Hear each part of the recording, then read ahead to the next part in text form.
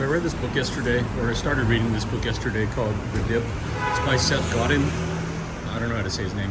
Anyway, so I don't want to make this sound too much like it's a book review, because it's not. But anyway, so basically what it is most people will stop when the going gets too tough, and then they'll switch to something else. And you're wasting your time, right? Because you're not going to be the best of the best. And you know, the reason why I was reading this book is because somebody suggested to me, a freelancer, and the way that I interpreted it was to stop wasting time.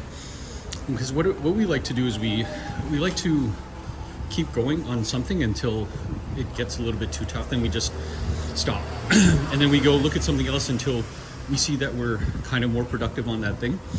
And in order to be really excellent and do what matters, you need to stop doing that.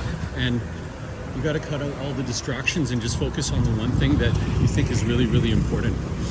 So that would probably really go well with freelancing, right? Because until we just say like freelancing, we're looking at whatever we're doing, and then we say, oh, it's too hard to be a virtual assistant, or it's too hard to be a web designer, so we just switch to something else. And then I guess we lose traction or lose focus. You know, the thing is that with freelancing, people are not going to hire you if you are just like the second best, maybe not the second best, but maybe like the fourth best or the fifth best virtual assistant. They're going to look at the search results and look at who is the top of the top, and then just say, okay, are you the most effective and least expensive? Okay, good, hired. So nobody really hires or looks at anybody who's mediocre. And you know, I don't know, I just feel like you're wasting your time and you're wasting your life if you're just settling. But a lot of us, we get to, you know, 30s, 40s, I guess 50s now, and then we start settling on what we think is okay for our life, what's acceptable. And I guess maybe I don't know as much as I probably should about this book. The point that I'm trying to get out of this is, you know, stop wasting time.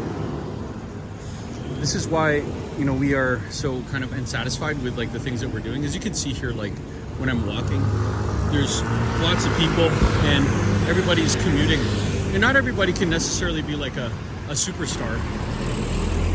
So when you're trying to compete for something, there's kind of like these levels. So the analogy that they use is like lawyers.